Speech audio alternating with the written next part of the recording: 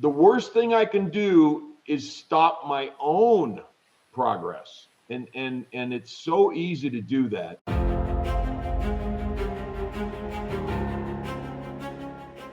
Today I'm joined by Andrew Jobling.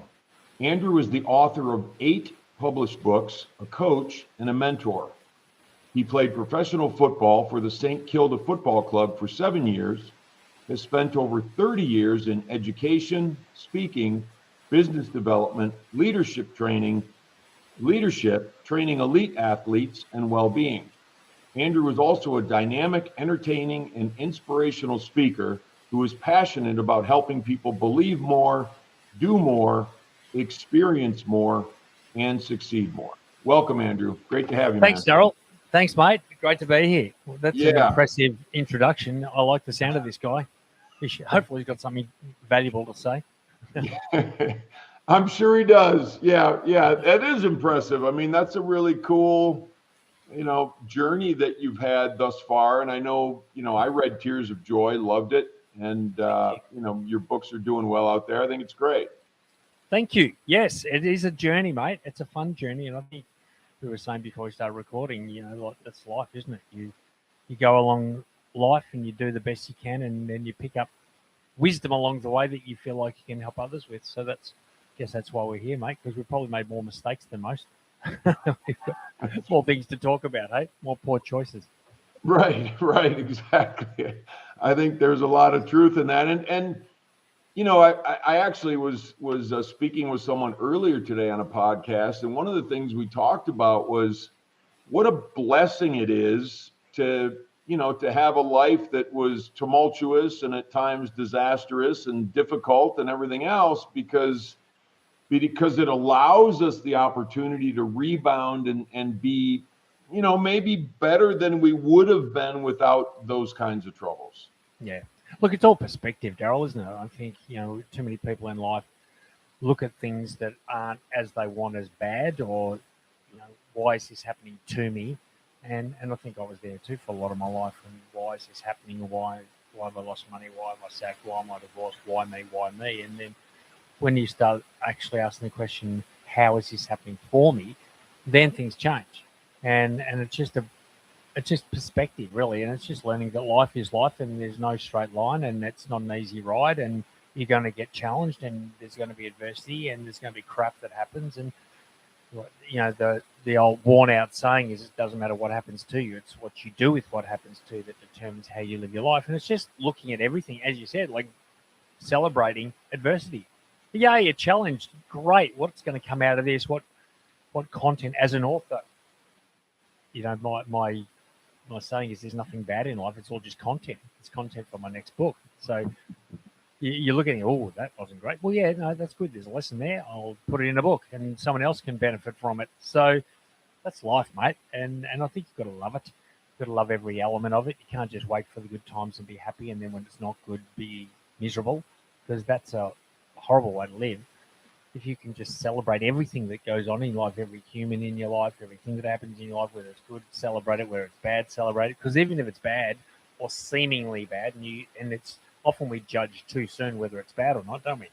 We look at something and go, oh, that's bad. But is it bad really? Because what could it turn into? Or what could it help you do? Or what door of opportunity could it open? And I think we judge things way too soon. And I've learned now that, I can't judge this situation that I'm in right now because it's not over yet and the ripple of it has not played out. So let's just suspend this frustration, suspend this anger, suspend this irritation, and let's just see what evolves, because I guarantee, and these days I know for a fact I'll be celebrating it at some point.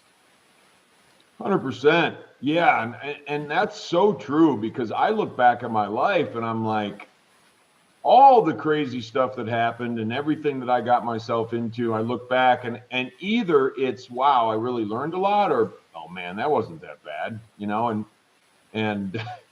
and when people ask me why, and they say, well, why did this happen? Why did that happen? I say, there's a 2-word answer to that. And the answer is, why not? It's just stuff that happens. And the only question that matters at that point is, what am I going to do from here? Yep, that's it. That's it. That's it. What am I going to do with this? How do I negotiate this, navigate this? What do I learn from this? How do I use this? How do I teach from this? How do I change from this? Everything's positive, mate. There's no bad thing in life. When you look at life that way, you get, okay, nothing bad, really. I mean, there's some challenges for sure. There's some adversity, no doubt. But with perspective, everything can help you in all areas and help other people.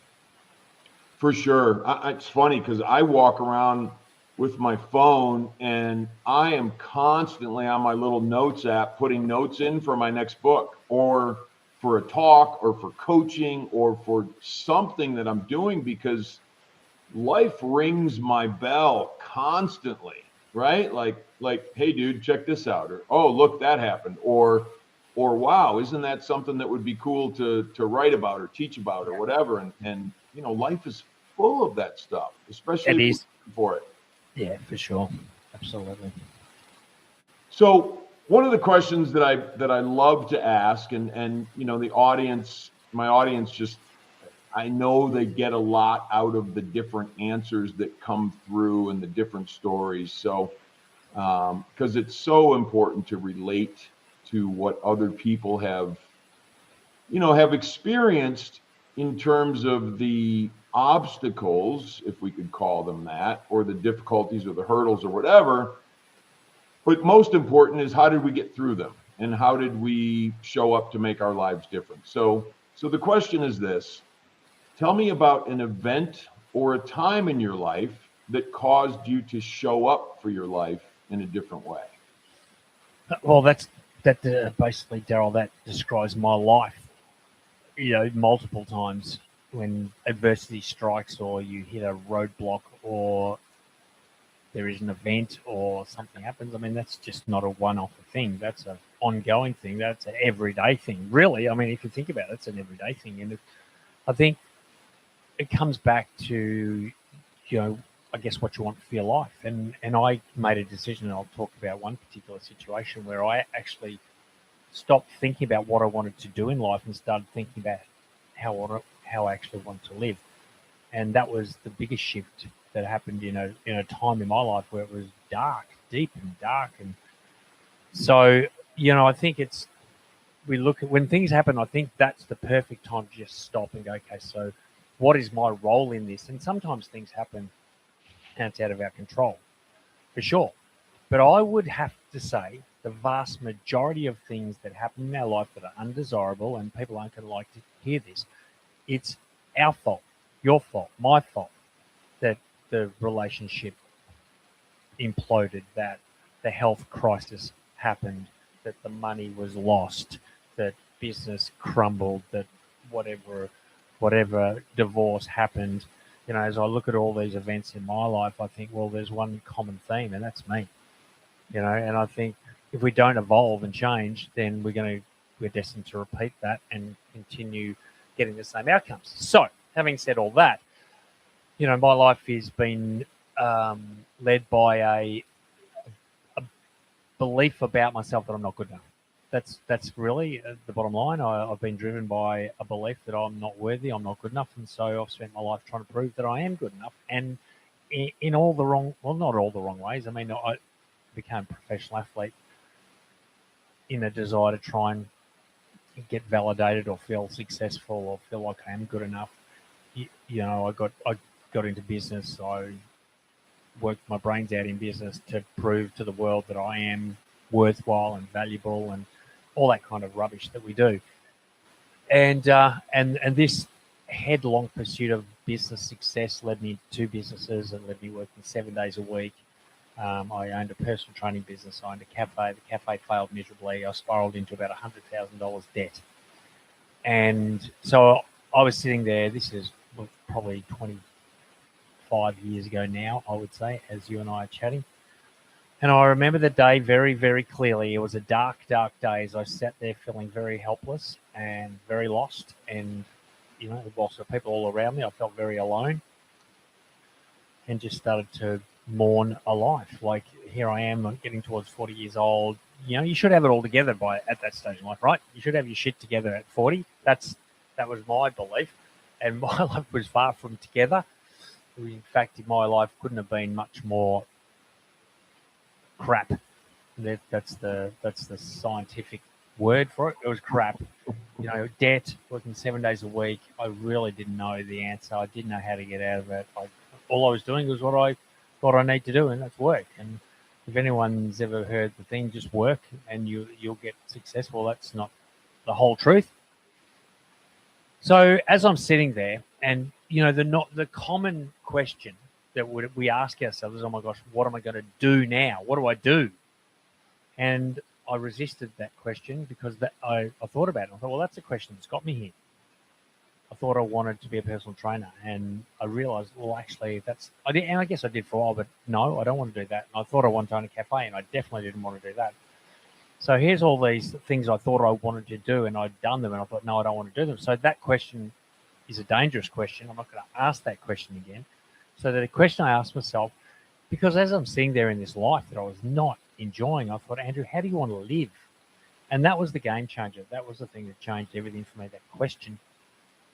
Because as I asked the question, how do I want to live, it sort of removed the need for me to be specifically doing anything in particular, and it just helped me create a vision of a life, a life where I felt good about myself, a life where I was impacting lives, a life where I was healthy and happy and joyful, a life where I was making money from multiple streams, a life where I would wake up in the morning and actually be excited about a day, not dread it.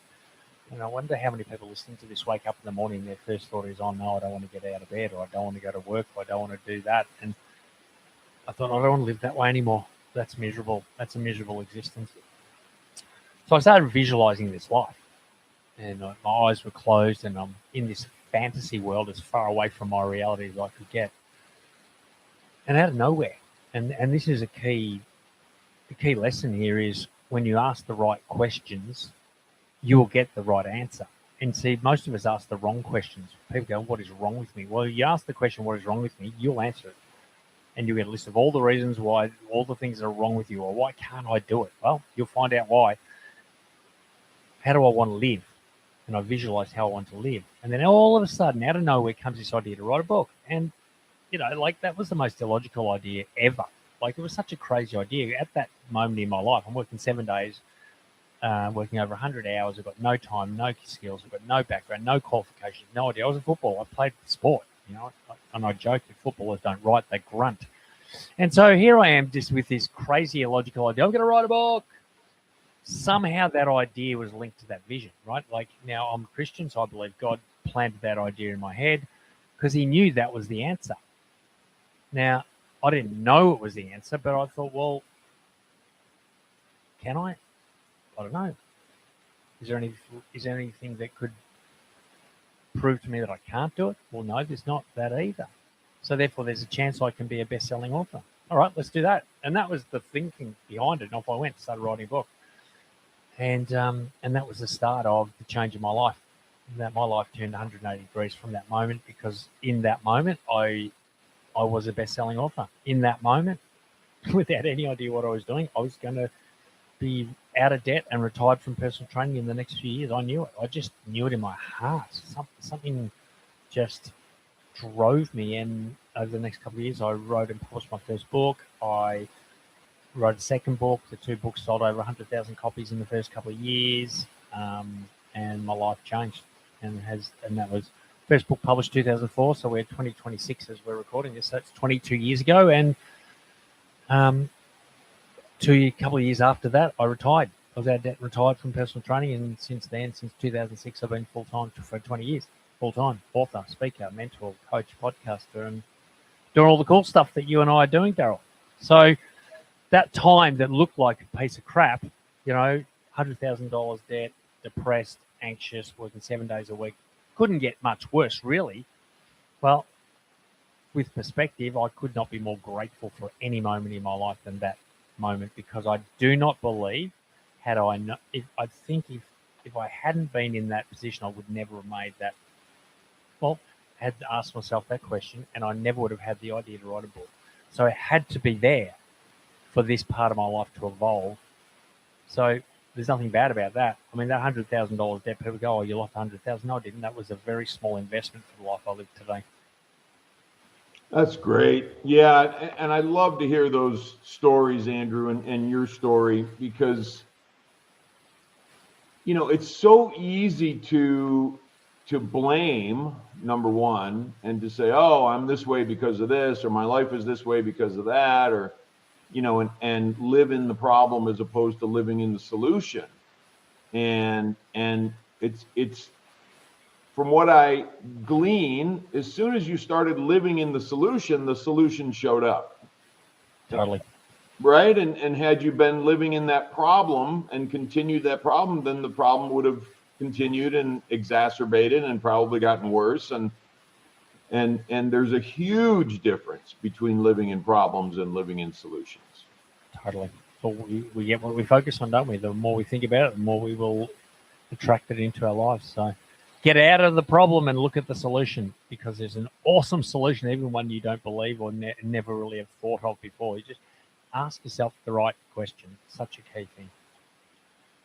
And that question and how do I want to live? And I kind of equate that to who do I want to be?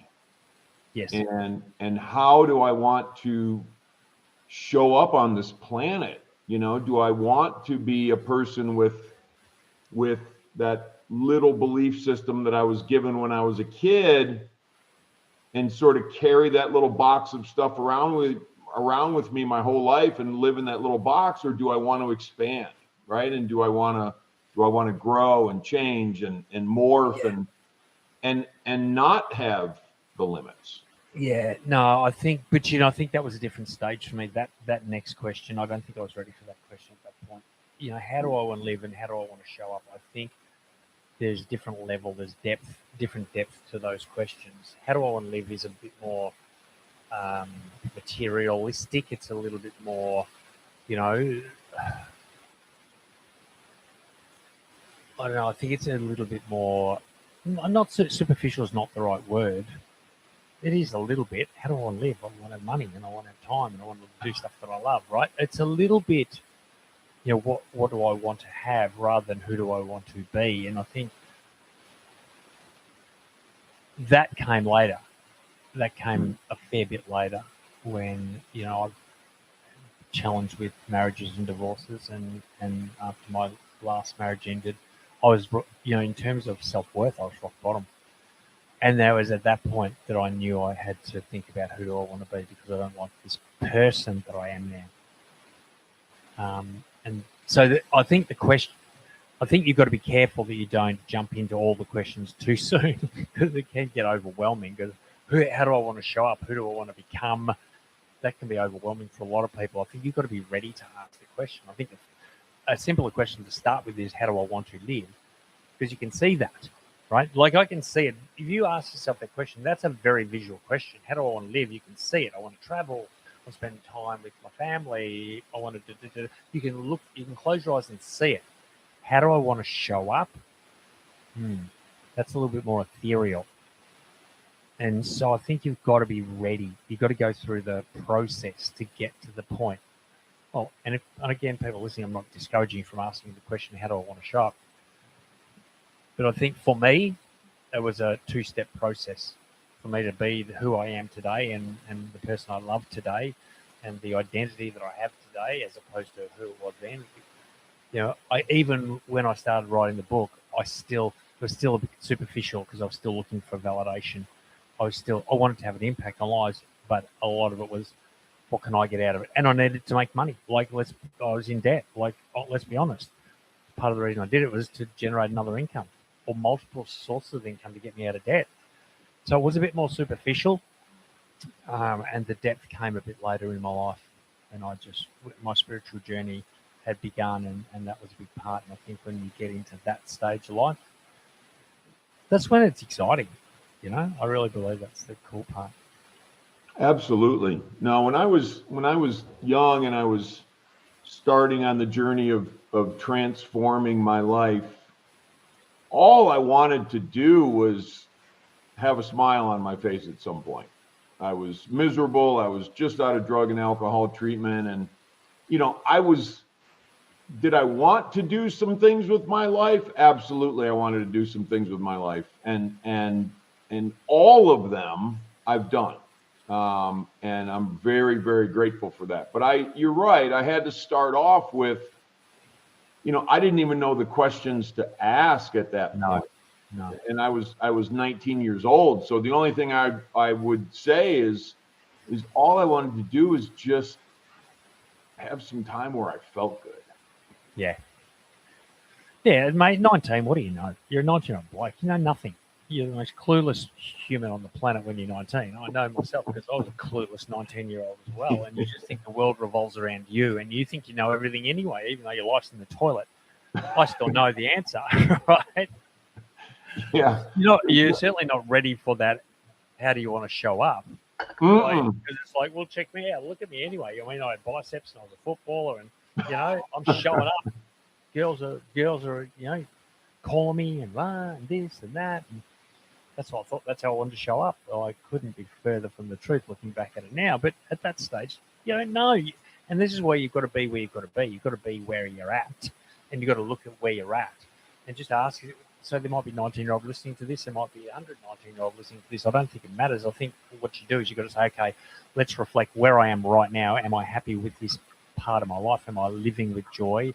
Am I having an impact? Am I doing the things that fill me? And do I wake up in the morning? This is the most important question I challenge everyone to ask. Do I wake up in the morning and say, yes, I cannot wait for a new day? Or do I wake up and go, oh my gosh, I just want to hit snooze and go back to sleep? Because that's the challenge. You've got to change something. You cannot, well, I say you cannot. People keep living that way for much of their lives and they're miserable and they're unhealthy and they're unhappy and they're broke and they're alone because they're forcing themselves to do something that is not aligned necessarily with who they are or their values or whatever it is.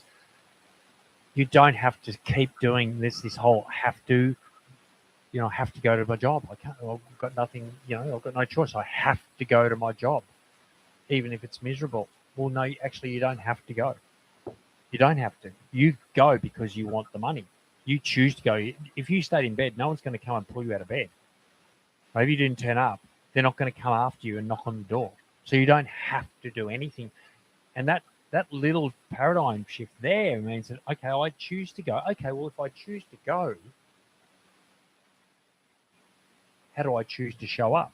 How do I choose to look at my job? Or how do I choose another job? Or how do I choose maybe to go into business for myself? Or how do I choose to start writing a book or start a podcast or start another business on the side so that I can get to a point where I don't need to go to this job? We get choice every single day. We've got to stop saying I have to do something because you don't have to do anything. You don't have to go to the doctor. You don't have to go to the gym. You don't have to wash your clothes. You don't have to have a shower. You don't have to do the chores. You do them because you choose to do them because you want to live with order in your life and you want to live with abundance or whatever it might be. So just change your language here. We get choice with everything now. If we get to choose everything, then we can change in a heartbeat. And that's exciting.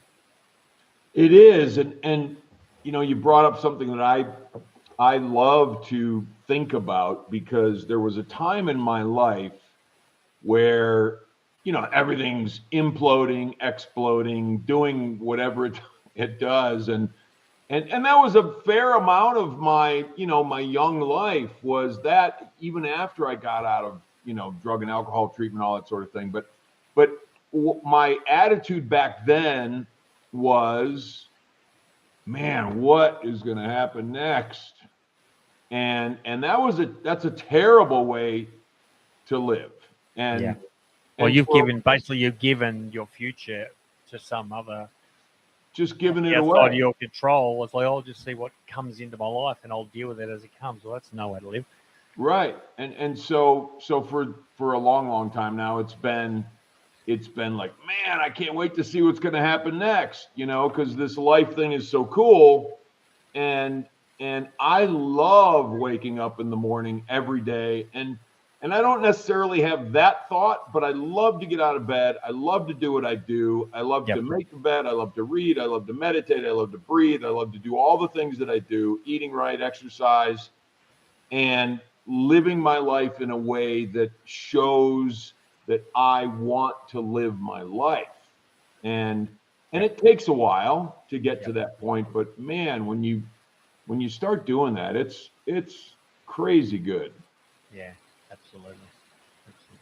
I enjoy that. So we were talking a little bit about some of the little things, some of the habits, but is there a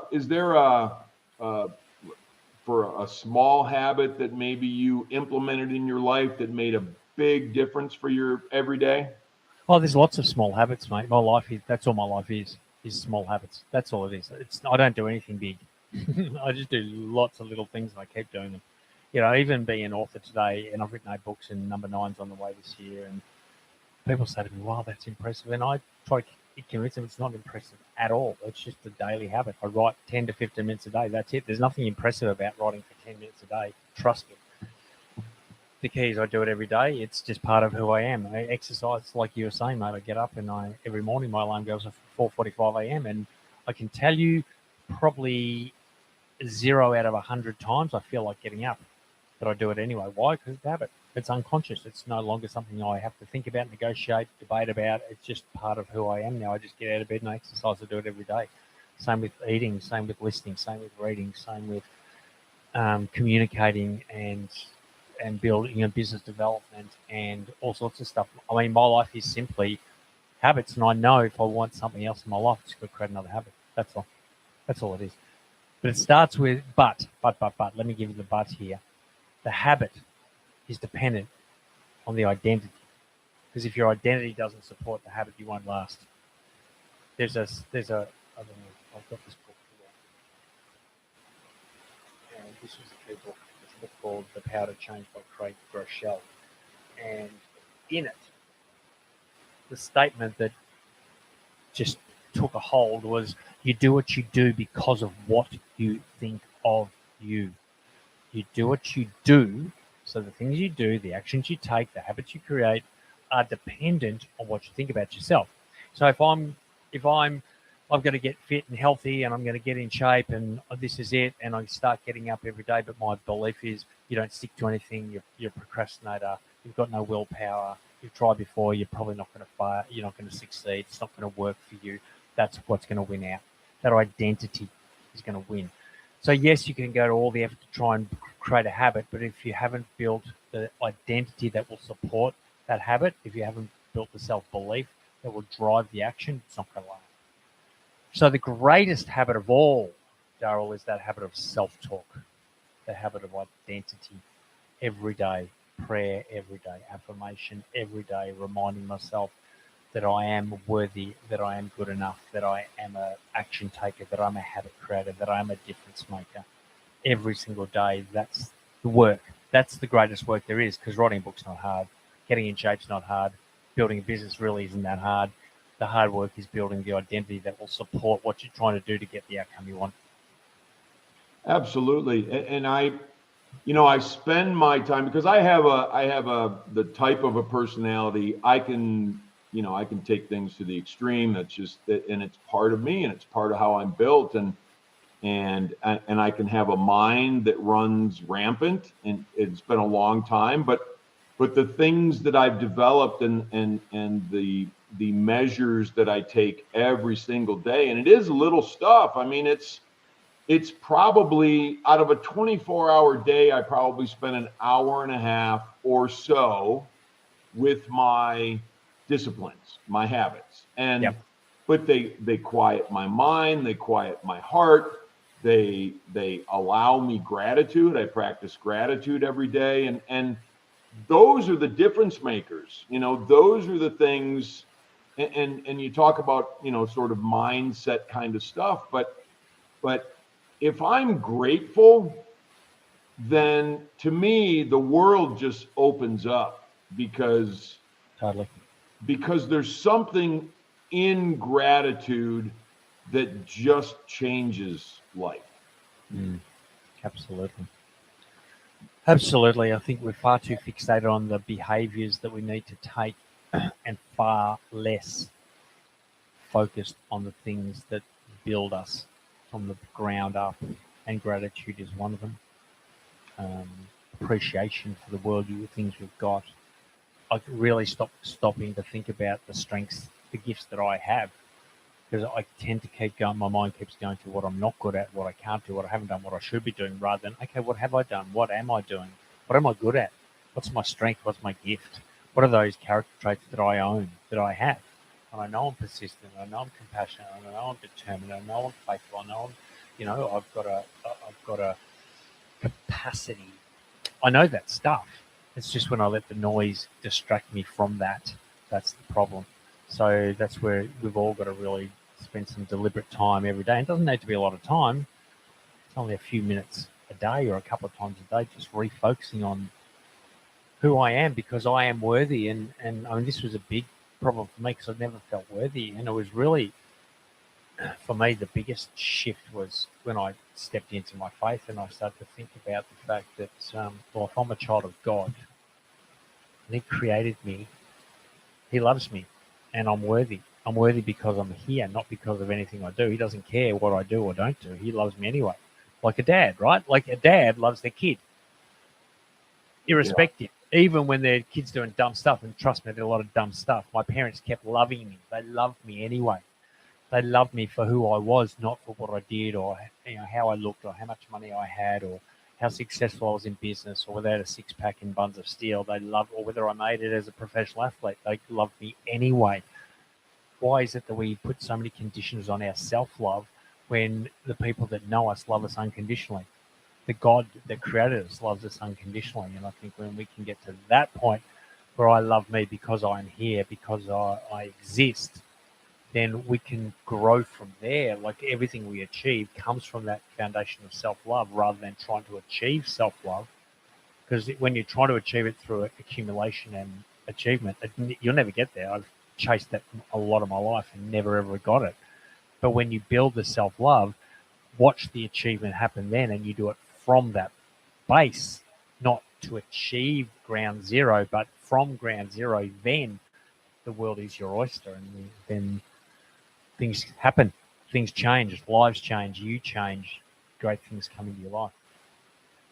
It's amazing. Yeah, it really is. It's amazing. And one of the things that is foundational, we were kind of talking about foundational things, and one of my foundational things is being teachable and understanding that there's this, I'm not the one who makes the planets move. I'm not the one who makes the grass grow. I'm not the one who makes my ears hear or my hair grow or whatever.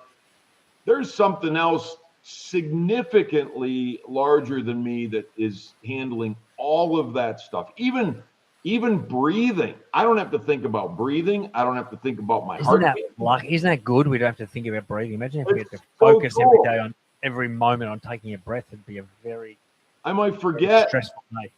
Yeah, when you're sleeping, you know what I mean? Yeah, I mean there's so much that's just handled, right, for us. And that's the coolest thing ever. And I have to understand that look, there's a lot out there that I just don't know, nor do I need to know. I just need to plug in and not. The worst thing I can do is stop my own progress. And it's so easy to do that. But plugging into that channel, plugging into the right channel is really not that difficult. It's about listening. It's about being humble. It's about being grateful. Absolutely. Yeah. I think it's very easy to complicate so much. And you talked about writing and what I do isn't difficult. I write for 15 minutes a day. It's so easy to complicate it and think, oh man, I've got so much to do today. I got to write for 3 hours. I got to get 30 pages done. Like you said, you don't have to do anything.